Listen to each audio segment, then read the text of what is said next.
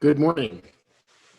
Welcome to our UpSkill Works Forum series, where we engage business and community leaders, policymakers, and leading thinkers on the key workforce issues our region and nation confront. I'm Peter Beard, and I lead the Greater Houston Partnership's UpSkill Houston initiative that partners with employers, educational leadership, and community-based organizations to strengthen the talent pipeline our region's employers need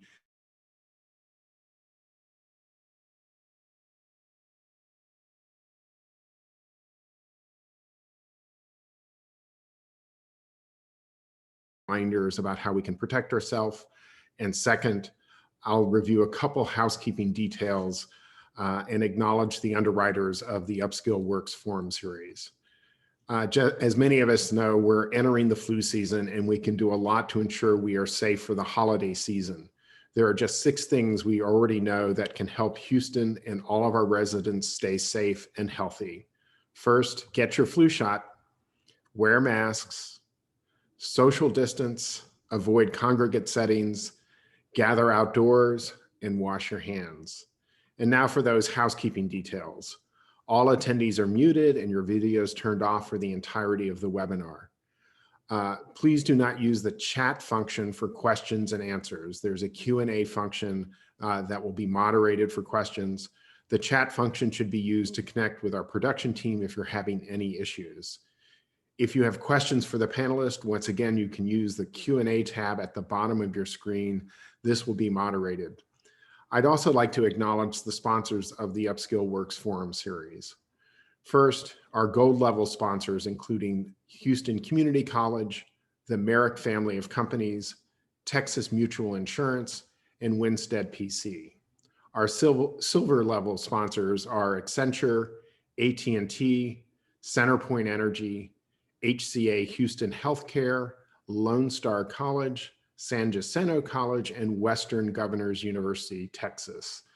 I'd like to thank our sponsors for their support of our UpSkill Houston's work. I'd like to introduce today's session and our guests. Today's session is really about talent opportunity grows here in Houston and how community organizations feed that talent pipeline. I'd now also like to introduce our guests. First, we have Mary Silbert. She's the director of the Learning Center for Northwest Assistance Ministries. NAM's mission is to strive to meet basic human needs through neighbors helping neighbors. More specifically, Mary focuses in on helping local citizens and residents to find their way into learning and training opportunities that can get them into good paying jobs that drive our economy. Next, we have Sam Sherman. She's the Chief Program Officer of Wesley Community Center. Wesley Community Center invests in the potential of individuals and creates opportunities to strengthen families and build neighborhoods. This includes programs supporting early childhood, youth, adults, seniors, food sustainability, and financial stability for Houstonians. And finally, we have Eric Goodie, Area Vice President for Growth and Sustainability for the Houston Area Urban League. The mission of the Urban League is to enable African Americans and other minorities to secure economic self-reliance, parity, power, and civil rights. This is accomplished through a number of different programs focused on economic empowerment, education and youth development, housing, workforce development, workforce training, and health and wellness initiatives. And they also have a great urban technology program. I'd like to highlight that the 3 community-based organizations that are part of today's discussion are all part of United Way's Greater Houston's Thrive network of partners who are focused on strengthening the financial stability of families. And there's a specific focus that they have on a population known as ALICE, asset limited, income constrained, and employed. You'll see in the chat function a link to the work that's being done to identify this population and how we can help them. In today's session, we're going to explore how community-based organizations can partner with employers who are looking for new and innovative ways to source talent. And following the recent shock to the job market, many employers are trying to do that. Community-based organizations are positioned very well to focus on these populations and support career employment services and are uniquely equipped to think creatively about how career matching and job placement for new populations of workers can take place in this challenging environment. Today, we're going to speak to a few of those leaders who make it their daily goal to assist Houstonians in finding new pathways into career opportunities and greater economic mobility. Welcome and thank you for taking time today. Let's jump into our conversation. So just as a reminder to our audience that we will respond to questions viewers submit via the Q&A function, and I'll be monitoring that and sharing timely questions as we go along. So as you have questions for the panel, please feel free to submit them. Before we get started, I want to give each of you the opportunity to give a brief overview of some other services your clients receive in addition to those dealing with workforce and employment. And also, if there's any strength that you think community-based organizations bring to workforce. So Mary, why don't we start with you on that one? Good morning, everyone, and thank you for joining us. I think that it's important to note that Northwest Assistance Ministries is located out in the Northwest corridor of Harris County, and that's the population that we serve. We provide a number of services. They're often referred to in this work as wraparound services, but they're very critical to helping families reach financial stability. So we provide, in addition to the workforce development area that I'm in, a lot of assistance in the area of basic needs. So that's food assistance, rental assistance, housing, any kind of emergency services. We also have the Harris County Utilities Department in our building to make it easier for clients to be able to obtain those services as well. So in addition to that, we do family violence services. We provide Meals on Wheels, and we have a senior center and a pediatric health clinic and a family violence organization as well, all here to serve clients. And those wraparound services are critical. Thanks, Mary. How about you, Sam? Thanks, Peter. Similar to NAM, Wesley Community Center is an agency that provides wraparound services to the entire family. Wesley is located just north of downtown in Houston's historic North Side. We've been in the neighborhood for over 100 years. We provide services from as young as 6 weeks old through early child care center, all the way up to seniors who are themselves pushing 90, 95, and 100. Wesley serves the whole spectrum of the family through our early child care center, after school and summer camp, and our senior program, as well as emergency financial assistance. So especially in times like this, families need basic needs met, and they need to rely on partners like Wesley and NAM to get those needs met in terms of food, assistance with rent, assistance with utilities, just the spectrum of keeping a family going right now. In addition to that, Wesley has our Financial Opportunity Center, which is our workforce programming, which is bundled with financial.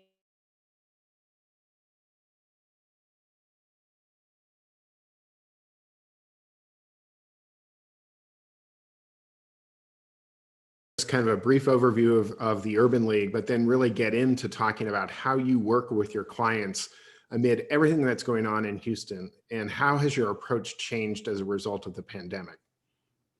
Yes, good morning, and thank you, Peter. The Houston Area Urban League was founded here in Houston in 1968. So we have over 50 years of service to the community. We are also affiliated with the National Urban League, which is celebrating over 100 years of service to the national community with over 90 affiliates across the country. The Urban League supports our mission to empower African Americans and other minorities to secure economic self-reliance, parity, power, and civil rights through a two-pronged approach of direct services in the areas of education, housing, workforce development and training, health initiatives, and entrepreneurship. That is complemented by our advocacy efforts, which this year have really been amplified in terms of all of the civic and social unrest that we've experienced across the country. So our Center for Social Justice is going to provide us with a platform to really facilitate those advocacy services, all connected to the core direct services that we provide. This year, of course, has been extraordinary, and the urban leagues across the country have responded. We have pivoted to continue to engage underserved communities in those areas, utilizing technology to make sure that we can reach all of our constituents and then help to empower them through access to not only the basic needs as were mentioned by my colleagues, so in terms of housing supports, food, utility assistance, but also providing them with specific types of trainings through 2 signature programs through the National Urban League. Peter, one of those is the Urban Apprentice Jobs Program, which is designed to create apprenticeship pathways for underserved communities, connecting them with a nationally recognized credential, and then help facilitate job placement in high growth, high demand jobs, and then those that are directly connected to apprenticeship opportunities within major corporations. The other program I'd like to highlight is our Urban Tech Jobs Program. The Urban Tech Jobs Program is really designed, again, to create pathways to not only entry-level, but mid-level technology positions. This program is part of the National Urban League Signature offering, offered in 10 markets, and currently sponsored by Comcast and Google, with some emphasis on credentialing in Amazon Web Service, Google Analytics, and an entry-level certification called CompTIA. So we applied these technology credentials in addition to our National Center for Construction Education and Research credentialing for job placement in construction and petrochem, supply chain, and maritime, to try to provide that holistic set of services and support as people look for opportunities that might be available during this pandemic environment. Thanks, Eric. So let's bring the others into this conversation and really kind of focus in on what are the tactics and approaches that you found effective for Houstonians in this very challenging time, and how do we, and the shock to the job market, and how are we helping them with their career prospects? Sam, Mary, do you want to kind of join into this broader conversation about how we're trying to help folks get up there? Yeah, I think, all of the work has pivoted over the past 6 months. We've gone from, in the sort of workforce space, really relying on in-person, face-to-face contact with folks to really get to know our clients. And we've had to pivot all of that to help them think broader about how do we communicate with them? How do they communicate with possible employers? How do they look for jobs? What kind of jobs are out there?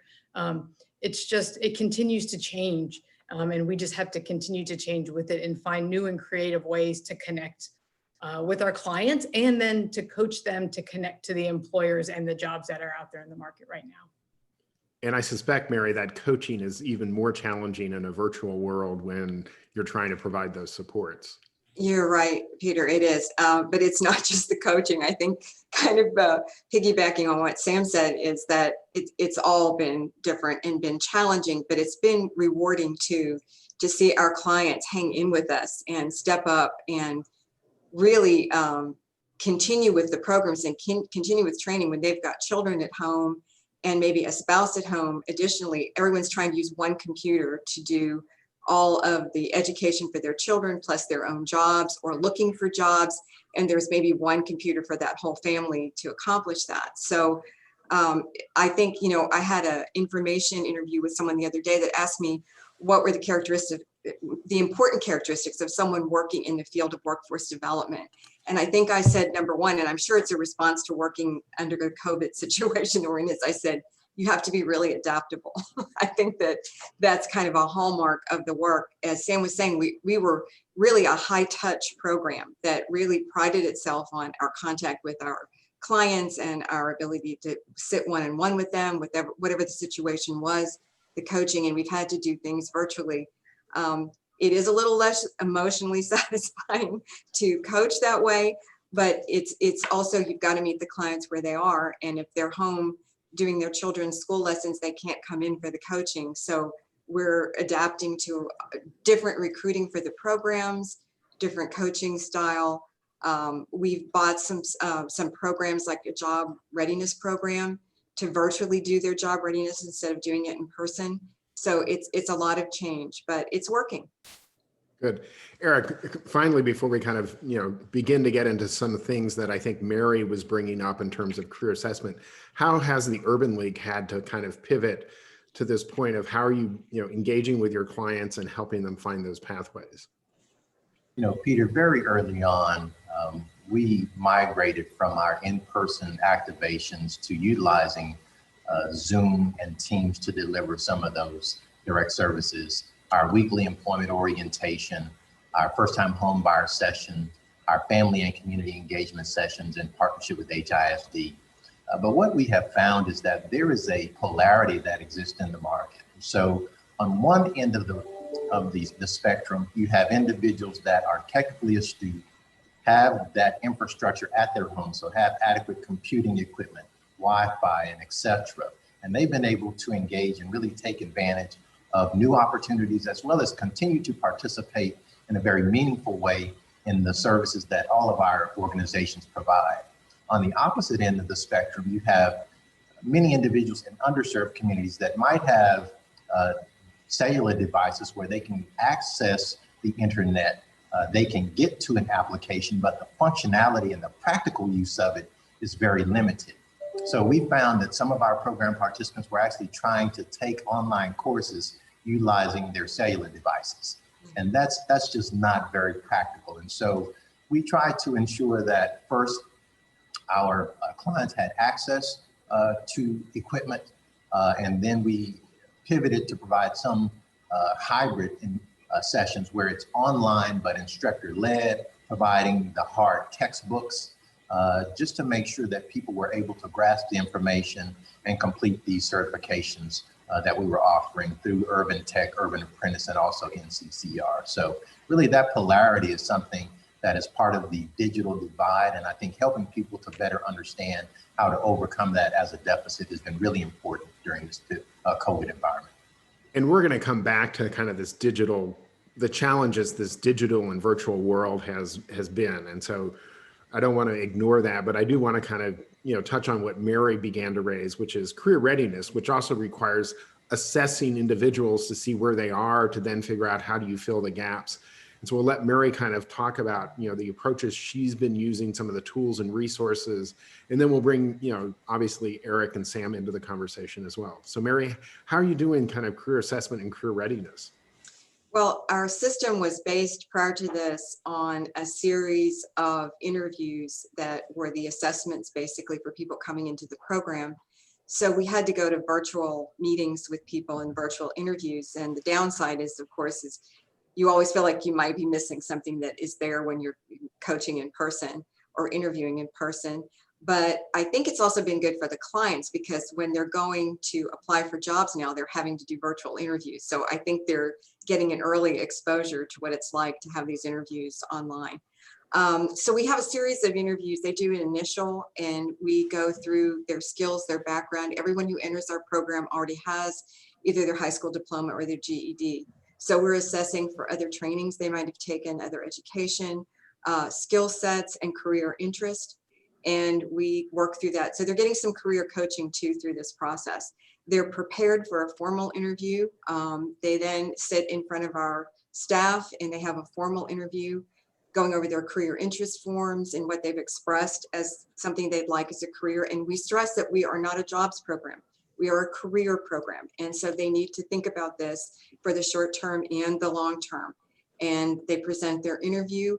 It all goes to a committee. Committee makes a decision on who is accepted into the program. From there, we have a job readiness program that has an assessment, quite a lengthy assessment on soft skills, including communication, customer service, professionalism, a number of different things. And then trainings assigned based on the results of that assessment. When they're in the program, we also provide financial coaching and literacy, and those have assessments as well to help them understand their own personal financial situation and how to improve it. Because the ultimate goal of our program, and my friends here from the Thrive Collaborative, all of them, is for families to reach financial stability. And so we're giving them the tools to help them understand the importance of savings and reading a credit score and understanding how to improve your credit score and how to use credit wisely, a number of things, recovery. We used Women's Resource of Greater Houston in a workshop for all of our participants, but that was done in person. So we've now moved to an online training. So I will be very glad when we get back to the days of the workshops, but we're still providing all of these services and assessments currently. And as we bring the others in, I think one of the valuable tools that community-based organizations provide is, even as you get folks into those occupations and careers, and I like the notion of, that it is a career, not a job, is that you continue those services to ensure that they're going to be successful in that role, ensuring there's financial stability. And if there's a challenge, there's someone there to support them. So, and I know that's critically important. So I don't know if Eric and Sam want to kind of talk about, the importance of those services being present, not just leading up to the new career, but also kind of past the career. Yeah. Sam, go ahead. Yes, I can jump in there. Yeah, it's critically important that those services kind of walk with the clients as they continue with us. The needs when they're looking for a job are very different, but when the needs once they get the job may become getting a new car, right? So working with On the Road Lending, which is a great nonprofit here in the area that helps folks get really reasonable loans on really good used cars. They're an excellent partner, helping folks look for kind of asset building tools so that they continue along toward financial stability. Getting the job is not the end goal, right? It's building the career, it's building financial stability. And in Houston, we're very lucky to have United Way thrive in so many fabulous community-based organizations that are doing this work, and we can do it together. And it is staying with the client as they continue the journey, and making sure they're aware of the different partners and along the way is very important. Eric, anything to add to that? Yes, sir. Peter, one of the graphics that the Thrive program utilizes is a ladder. And the ladder represents each rung of progression that our clients are afforded and have the opportunity to experience. And so at the bottom rung, it's really about capacity and skill building through various training programs, again, many of which provide nationally recognized credentials, focused in on those high growth, high demand employment opportunities. And then in the career development process, as they go up the ladder, there's the financial coaching, providing tools, tips, techniques, and assets to help them identify the necessity to budget, how to save for an emergency, some savings programs that are matching. So there's an incentive to save. And then of course, there's the job placement. And so the support services and the holistic approach that we take in job placement. And then more importantly, the job retention. And then after the job retention, of course, building the savings to acquire significant assets. So cars, homes, and etc. One of the things that we have discussed in the Thrive Consortium is that soft skills component. And what the Urban League has done specifically was to integrate a mental health and mental wellness into our weekly employment orientation. Again, this year has been extraordinary. I don't think anyone really anticipated not only the impacts that the pandemic was going to have, but also the length of time that we will be dealing with this physical distancing and having to pivot to virtual environments. And so the mental wellness and helping people understand how to really cope and to understand that they are not alone and that everyone is dealing in some way very similarly with these external environments, but helping them to cope so that they can be productive as they continue to look for jobs in a very different way than what is customary. No, that's helpful, Eric. And Sam, each of you have referenced kind of the Thrive Network and the partners and how critical they are. And it sounds like, you all leverage each other's capacities when you don't have those. And there's also a question in the Q&A right now related to childcare and the challenges with childcare. And so I'd like you to kind of share how Wesley leverages this broader network to ensure that you're supporting your constituents, and maybe start this conversation on the importance of childcare, since we know that's a barrier for a lot of for people to be successful in their careers. Yeah, childcare is so critical right now, and as we look at some of the schools opening up in the Houston area, we know childcare is slowly opening its doors. Wesley, we have an early Head Start program on site, and we have a preschool on site. And we've started to open our doors, but only at half capacity. And that's similar to many of the partners we're talking about. We're talking to, because we need to make sure that as we open our doors, all of our kiddos, all of our staff are safe and healthy. And so there's a real challenge in childcare right now about how do we open up the doors, because we know families need it. Families need to get back to work and they need that childcare. And how do we balance that out with some pretty strict health and safety regulations, just to make sure that we're doing it in the best way possible. I think, Houston has lots of fantastic childcare centers and early childhood programs and preschools.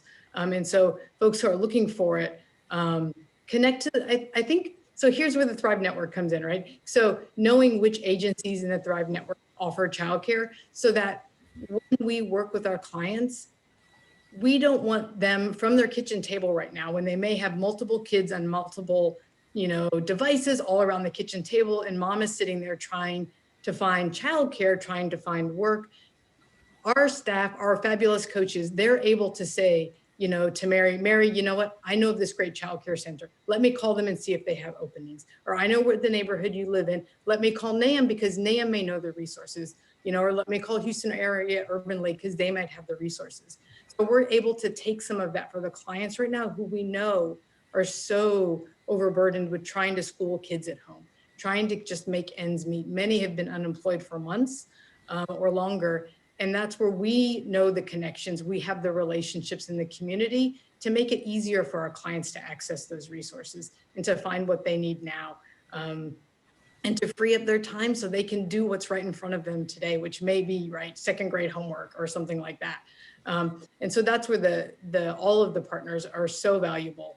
And I would add in, some of our education partners, the community colleges, some of the new foundations and funders have been giving really flexible money so we can do what Eric was talking about around laptops. Like Wesley's never been able to provide that before, but now we can also say to mom, you know what, here's a laptop for you, because we know the kids need the other one to do their school. Here's one so you can look for a job. It's been a great coming together of all of these partners in the past few months, just really to benefit our clients the best and help them continue toward their goals. I mean, you've each talked about, and before we get to some Q&A, I want to kind of engage us in a broader discussion, because you've each talked about career readiness, but we also know career readiness is only the first piece of it, which then means, how do you establish a relationship with employers? Because you're adding valuable services and support to organizations or to individuals to help them be successful. But as we know, it's having that relationship with the employer. And I know each of you has established very specific relationships with specific employers as well as kind of broadly. And so I'd be interested in how you all approach kind of employer engagement and how you develop the relationship to ensure your clients are successful. Eric, why don't we start with you, and then we'll kind of go around the horn. Yes, thanks, Peter. One of the most important things in employer engagement is the CRM, so the customer relationship management. And we have been very intentional, our program managers, our job developers, in making sure that we have maintained contact with the employers to identify first their priority needs, what immediate employment opportunities they had available, and if in fact they have streamlined their application process to ensure that clients can move through very quickly to address those opportunities.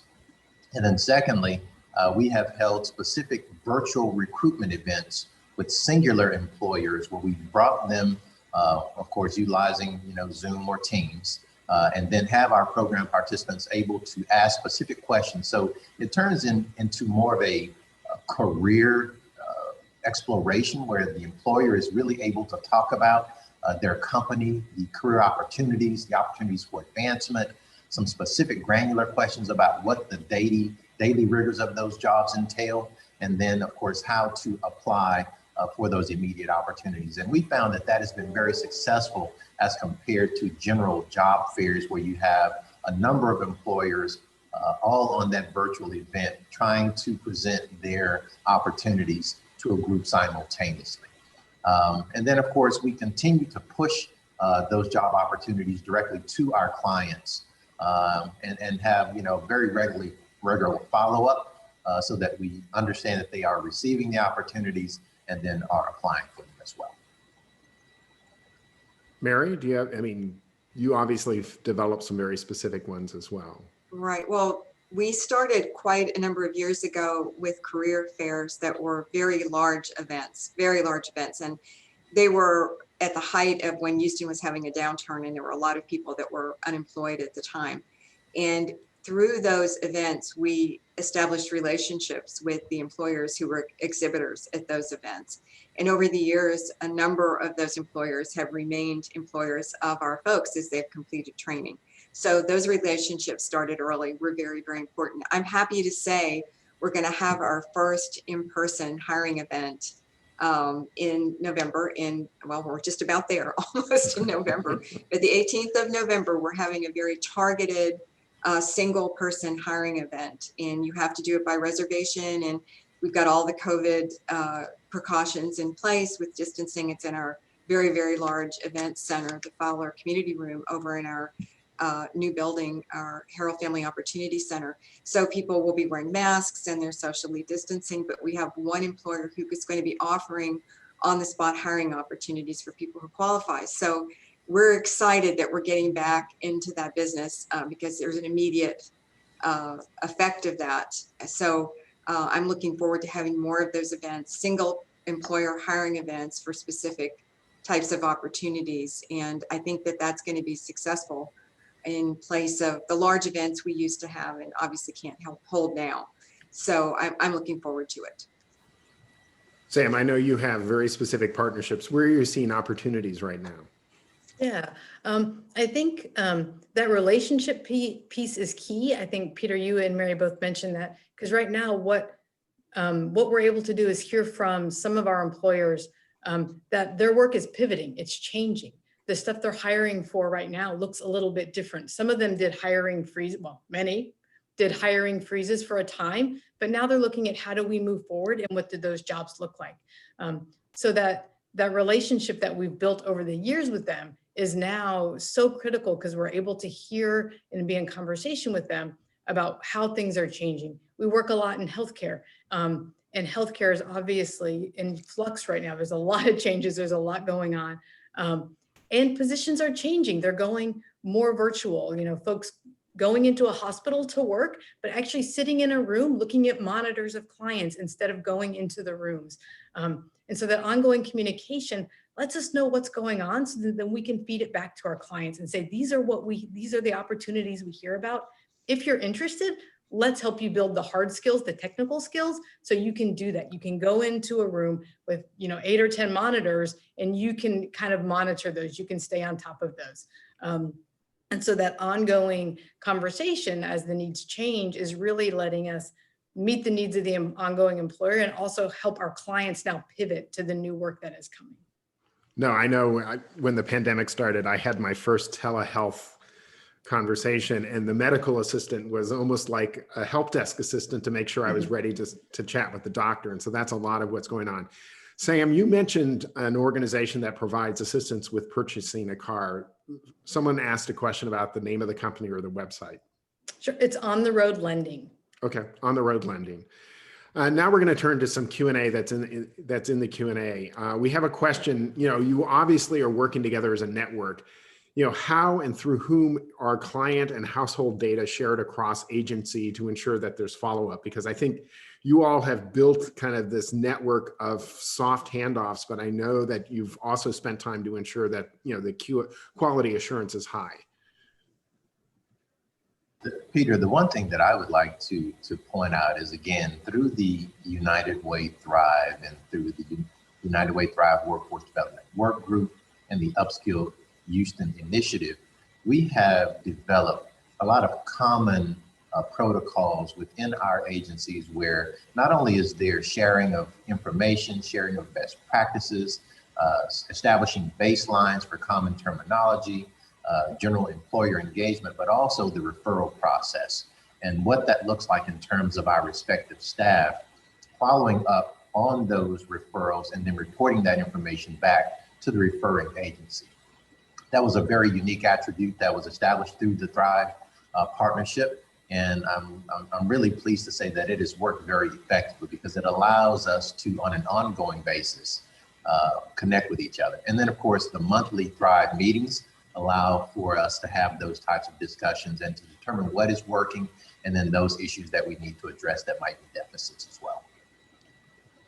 And I also know that the 211 helpline also has Thrive specialists that actually make the connections as people call in and have very specific challenges to each of you in terms of depending on what their needs are. And so I know that's another piece to the support that's out there that United Way provides.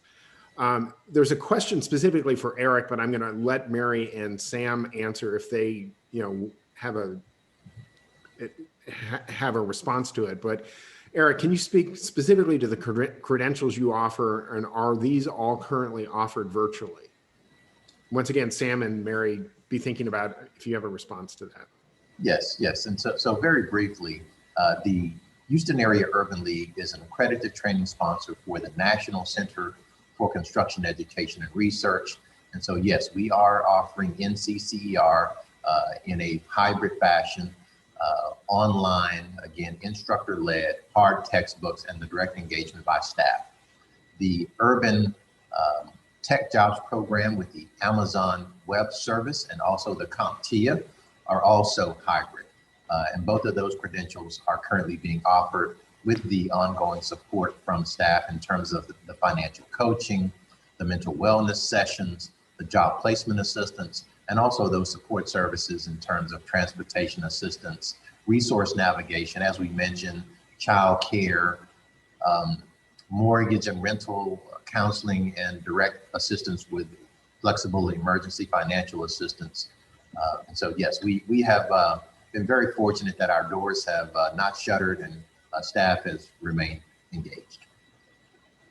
Mary or Sam, do you have any specific credentials? And yeah, I think, Peter, we also, like Wesley, we offer a lot of healthcare training opportunities. So those come with either state or national certifications, depending on the course. So we offer sterile processing, which is a national certification after passing the exam. We have community health workers. They're certified more locally. CNAs are certified through the state. So it just depends on which training program you're taking. But yes, there are certifications for our training programs. Sam, anything, or did she cover it all? Mary got it. No, and there's another great organization that's part of the Thrive Network that really does focus primarily on more of the skills development, which is SARE, Jobs for Progress, which is another great organization that offers not only kind of some of the construction credentials, but a bunch of other things that are hugely important. There are a couple of questions related to kind of opportunity populations. And there's one question that focuses in on kind of the incarcerated and the, in terms of, when people are coming out of kind of the criminal justice system and, housing restrictions, job applications, and others, are you all supporting folks kind of in that space where, re-entry of folks from the justice system? Yes. The Urban League was very fortunate early on to be contracted with Harris County for the bail release program, where we not only provided resource navigation and housing, but also workforce development services to all of the individuals that were released from our city jails. And then, of course, throughout the year, our demographic lends itself to individuals that might have some felonious background issues, where we go through the assessment process and identify those pathways that are going to be most efficient for those individuals based on their skill sets, based on the opportunity to provide a credential, and then job placement in environments that we understand will not overly scrutinize those background issues. And then, of course, the wraparound and support services on an ongoing basis. And then, of course, lastly, through our advocacy, we continue to advocate for legislation that might impact how those background concerns continue to be barriers for individuals as they progress and look to become more self-sufficient. I'd like to add one thing, Peter, about that, because we have a Thrive collaborative partner that does a lot of work in this area, and that's Work Faith Connection. Yeah. And they really focus on that particular population and offer a very good training program for them, and then placement assistance after completion of that program. So I just wanted to mention that was one of our partners. And Career and Recovery Resources is another good organization that plays in that space. Sam, any other? And then there's also a question about disability, opportunity populations with disabilities. So yeah, I think I was going to say what Mary said about Work Faith, that they're a fabulous partner in Career and Recovery. I think Wesley, our coaches are very skilled at talking to folks with backgrounds about how do you approach an employer. And I think, all Thrive partners who work in the workforce space, our coaches are very sensitive to that, but also very good at how do you talk with a client about when they go in for a job interview, how do they talk about their background? How do they openly discuss that with an employer so there's no surprises?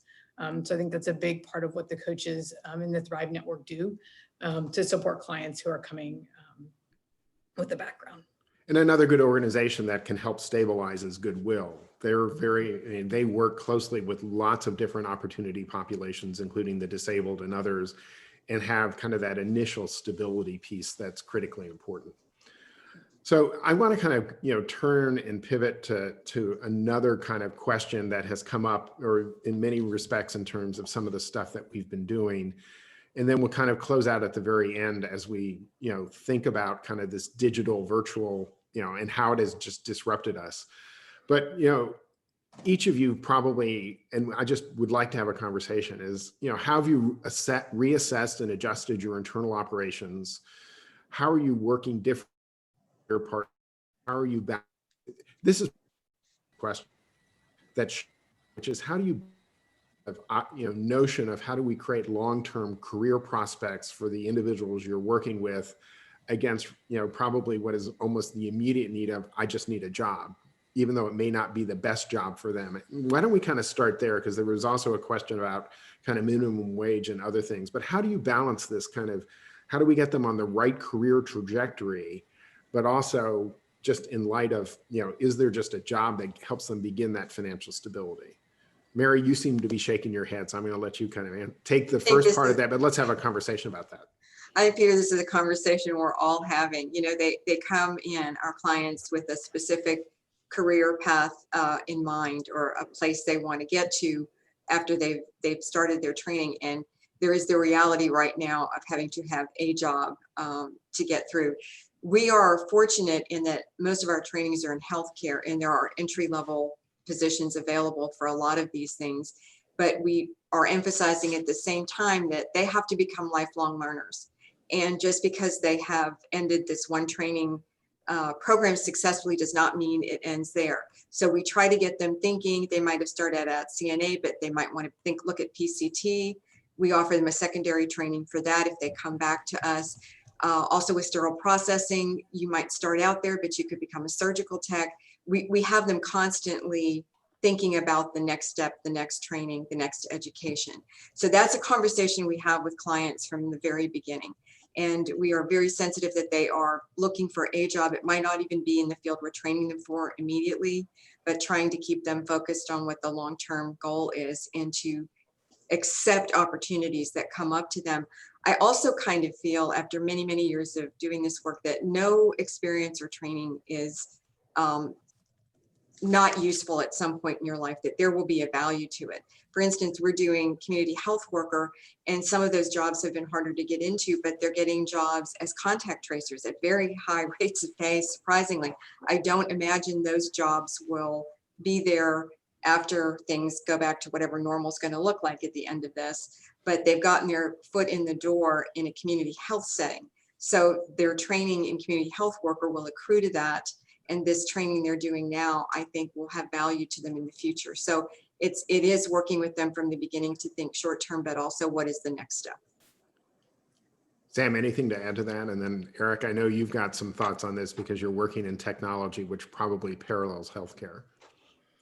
Yeah, I would just build on what Mary said. It's about those relationships with the coaches, and knowing that what the job is now that they take, helping the client continue to look down the road, and also to translate those skills. So if there's an emergency job they have to take right now to pay the bills, how do they talk about that job in 6 months when they go for the job they actually want for their career? It's really helping them think when they write resumes, when they interview, how do they talk about where they are now when they go for the next job? And I think, helping them build skills. I think Wesley, and I imagine you all as well, are seeing lots of folks also with doing small business work right now out of their houses.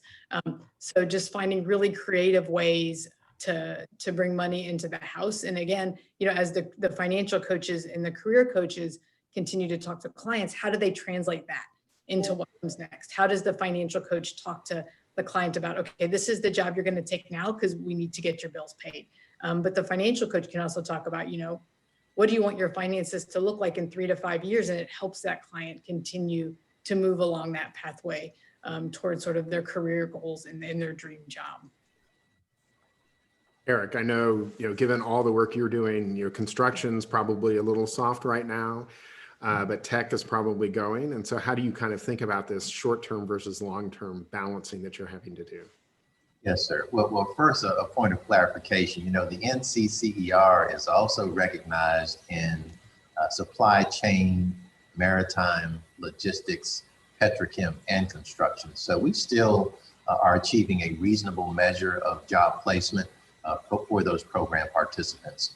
But as you indicated, technology is really hot. And I think one of the assets is the opportunity for people to obtain jobs where they can work remotely.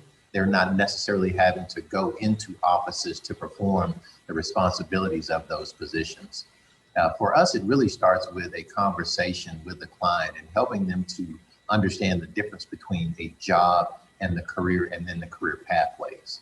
And so same thing with the financial coaching and the career coaching. That's really a part of that initial discussion as they are obtaining these credentials.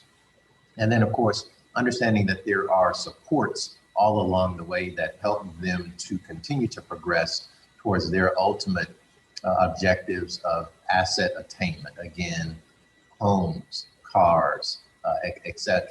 But Peter, I really like to point out, again, earlier I used the word polarity, and we just see it so prominently right now, the group of individuals that are able to be productive, that are able to still take advantage of the programmatic opportunities, as compared to those that are just kind of, I guess they feel stuck and paralyzed. There was the unemployment benefits that many of them were receiving, that in many cases provided them with more ways than they were earning while they were on the job. We saw a reduction in that, but still, making more money while staying at home. We talked about childcare, so all of our children were at home, and so they were in a reasonable place where they could maintain. Then in our local economy, the city of Houston, Harris County, the United Way through the Greater Houston Community Foundation provided that additional resource with the emergency financial assistance that helped people to maintain for a short period. But now, as things are beginning to contract, those job seekers that are now not receiving as much unemployment benefit, they're now trying to determine, okay, wow, I still have these same monthly expenses and responsibilities, but the type of job that I can obtain is not going to immediately address, my financial obligations. So it's really, again, on one end of the spectrum or the other. Of course, the Urban League just continues to try to help to be present, to make available whatever resources we are aware of and or can refer to. But we're in a very interesting time in our economy across globally right now. Yeah. So what I've heard is, Mary saying we should all be lifelong learners, whether, and obviously all of us that have been learning this new technology are learning that, but I mean, it does become a critical thing as we go forward to how do we embed kind of a growth mindset in individuals. It also sounds like there are opportunities, in probably 3 broad areas that I've heard you all reference, and I'm going to add one of them. One is this kind of logistics area that, Eric mentioned. Obviously, healthcare continues to be technology, but also I think, there's probably opportunities, as we've learned from some of the work we've done with customer relationship and customer, support and services, because that's pivoting, because people are going more online and need folks that are doing that kind of customer service space.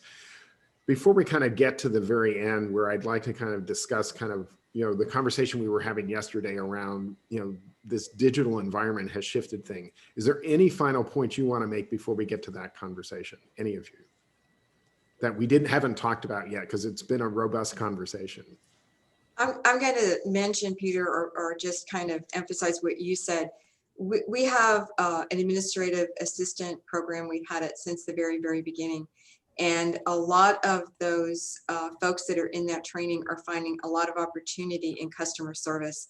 And customer service has gotten to be a very broad term, but hospitals like patient access reps that are handling appointments and questions on phone and online for doctors' offices, clinics, whatever. So that in our job readiness program, we are emphasizing the customer service piece too. That's a skill, I think, that is going to be very useful to people in a variety of fields and open a lot of doors to different positions for folks. Instead of just trying to pigeonhole a training to a job, it's a little bit maybe more generic in one way, but I think it provides a lot of opportunity. All right. Sam, Eric, any final comments before we kind of have this conversation around the digital divide, the digital issues, the virtual, effectiveness of virtual training? The only thing I'd like to emphasize again is the soft skills component as a complement to the occupational skills training and the career pathways, and the importance of people understanding how to best present themselves, utilizing virtual platforms, still all of the formalities of the business protocol, the effective communications, but there is a skill set to being able to interview virtually, how to best present yourself, how to curate the environment so that the employer gets the best you while you are engaging with them online. And then the same thing translates to once you get a job and are afforded an opportunity to work virtually, and making sure that that work environment and the services that you're providing remotely are consistent with the value and the characteristics of the companies that our clients are representing. Sam, any final observations? And then we'll get into this conversation around the other thing. And there's also one question that all of you, as we get near the end, should be thinking about. There are some folks that are just interested in the work you are doing, and how can they get involved with, your organization? Because I know some of you use volunteers, others, find different ways to do that. So just, be thinking about that. But obviously, we're doing all of this online now. What has been the impact as you've tried to work with your clients? And I know we had this conversation with Mary that online training can only go so far. It's not as effective as it can be in person.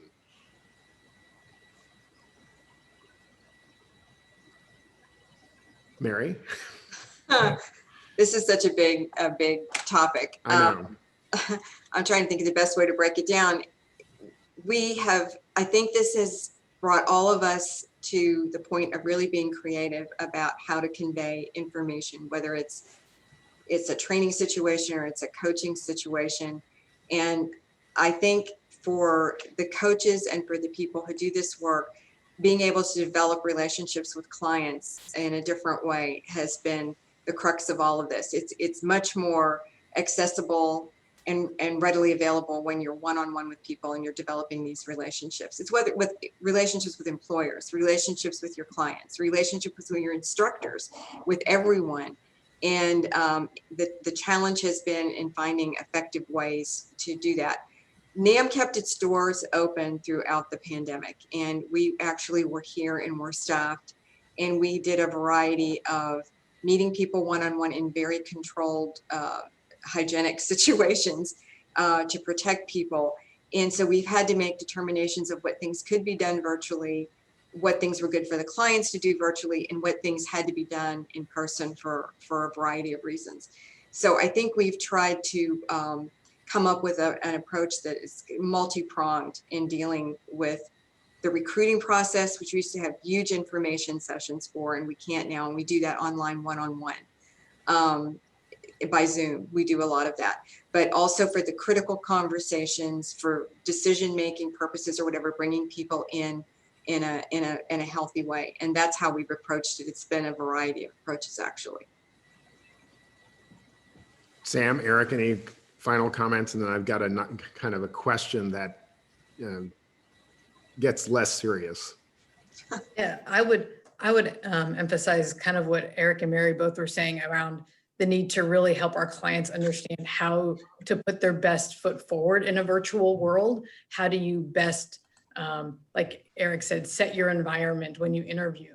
What are the skills? Because it's very different. I mean, so we're now coaching and doing workshops on how do you do a virtual interview? How do you show up for a virtual job fair? Because it's very different than doing it in person.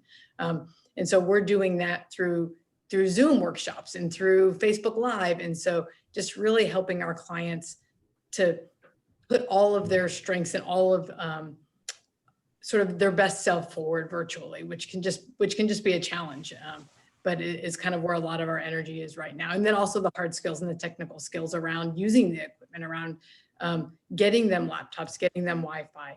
That's kind of where a lot of our focus has been the past few months. Eric, any final observations? I see you've branded yourself well with the Houston Area Urban League in your background. You know, it's all about the intentionality. Again, you have to curate the experience that you want others to receive. And I think helping our clients to understand how to best do that is critically important. But, you know, there's just something about the human interaction and the essence of that really cannot be replaced. And unless you have a pre-existing relationship with people, it's really more important to lean in and to be intentional as you are interviewing, or, you know, and we encourage people not just to use one platform, but, you know, to follow up with a call so you can have a conversation, utilize the Zoom or the Teams platform, but really just to be intentional, to be authentic, and of course, bring the best you. You mentioned health point. And so I know each of us, as we've kind of come into this, you know, have had to find our own ways. And so on a lighter note, what I'd be interested in is, what are you reading, watching, doing, listening to keep your level, you know, energy level up and your mental health up during this pandemic? Well, Peter, I still try to put on a suit every day, you know.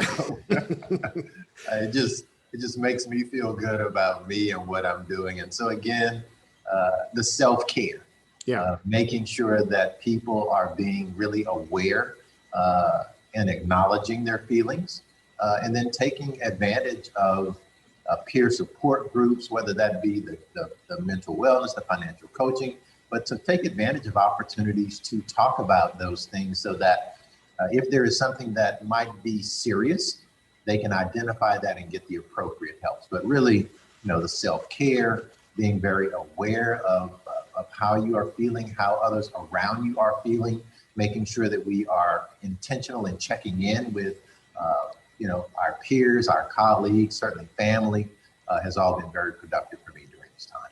I'm sure they'll bring you back to do some modeling so people start buying suits again. Mary?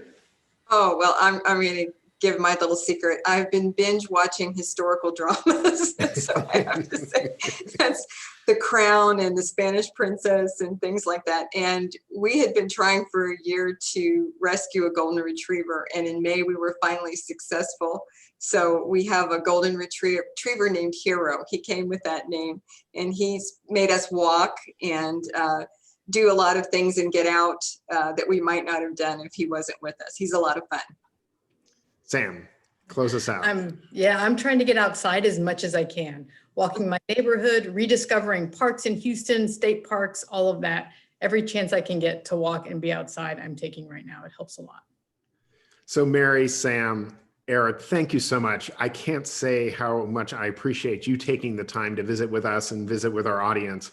You've really provided some great insights into kind of the critical role community-based organizations have played, but are going to play going forward. So thank you for taking the time and helping Houstonians in particular, and all the good work you do, find pathways to prosperity. And as our audience sees on their screens, we've listed information about kind of, your organizations and the good work you're doing. And then finally, as we kind of close it out, I want to thank our audience and our sponsors for, sponsoring kind of our UpSkill Works Forum series. Our gold and silver level sponsors we acknowledged at the beginning.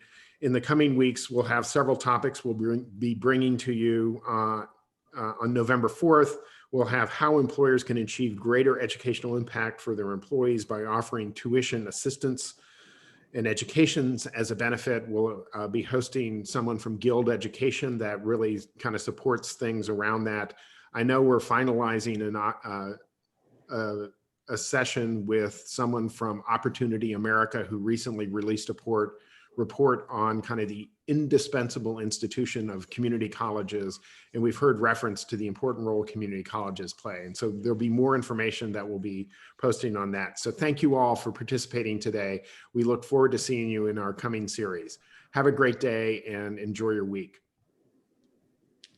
Thank you so much. Thank you, Peter. Thank you, Peter.